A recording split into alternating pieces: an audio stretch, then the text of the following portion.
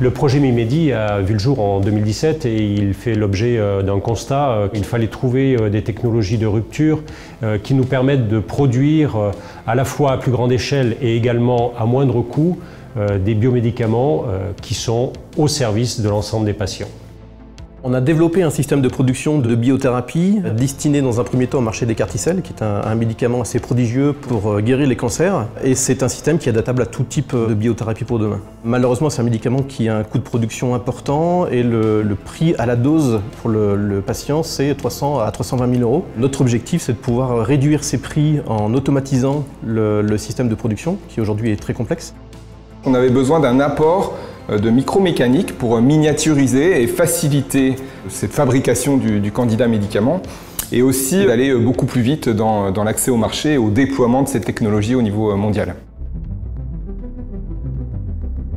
Avec nos partenaires de Femto, particulièrement les équipes de MN2S ou bien de AS2M, mais également avec FC Innov, on a pu réfléchir à des nouvelles méthodes pour essayer de faire du tri cellulaire à moindre coût, ou bien également du tri cellulaire piloté, c'est-à-dire à travers des poches, sans ajout de réactifs supplémentaires. Donc ça, ce sont des innovations technologiques qui pourraient à l'avenir nous permettre de réaliser des tris qui soient optimisés. L'une des solutions de tri qui a été imaginée dans le projet a été d'optimiser le greffage d'anticorps sur des supports plastiques en réalisant de l'ingénierie de surface. Et de cette manière, on a pu potentialiser l'accroche de cellules directement sur nos surfaces plastiques. On utilise des anticorps donc, qui reconnaissent spécifiquement certaines parties de la cellule et on les colle au fond d'une plaque. Et ça permet de trier en enlevant les cellules qui ne sont pas accrochées et en même temps de les activer, ce qui est aussi une des parties importantes de la méthodologie. Dans le cadre de Mimedi, nous avons réfléchi conjointement à optimiser nos solutions de tri. Par exemple, une idée qui a germé a été d'utiliser les ondes acoustiques pour essayer de séparer différents éléments du sang. Femto Engineering a usiné des microsystèmes et puis Femto ST a installé, conçu un dispositif nous permettant de séparer différentes cellules, par exemple des lymphocytes et des plaquettes, le tout en utilisant des ondes acoustiques.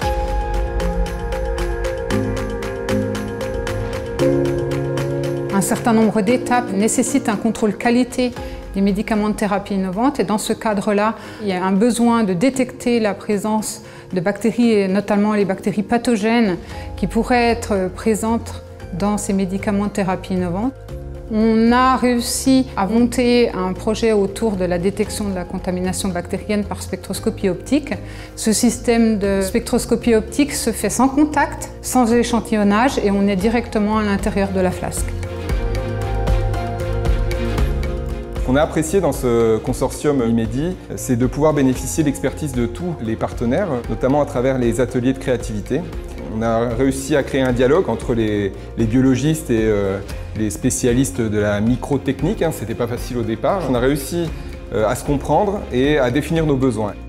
Le projet Mimedi a permis de mieux nous connaître et ça a vraiment permis de poser de solides bases pour des collaborations à venir et pour vraiment faire du bassin bisontin un acteur fort de la filière bioproduction. Ça m'a ouvert beaucoup d'horizons sur tout ce qu'on pouvait faire et je trouvais que c'était assez intéressant d'avoir cette diversité et cette complémentarité entre toutes les équipes. Mimedi a été une belle première étape avec la constitution d'un réseau et une filière efficace. Maintenant, les biothérapies, on a encore beaucoup de choses à développer et beaucoup de défis à relever. L'innovation est importante au niveau des biomédicaments et nous devons utiliser tout cet acquis pour trouver les bons éléments qui vont nous permettre de faire baisser les coûts et de rendre un petit peu plus abordable la production des médicaments de thérapie innovante, la médecine de demain.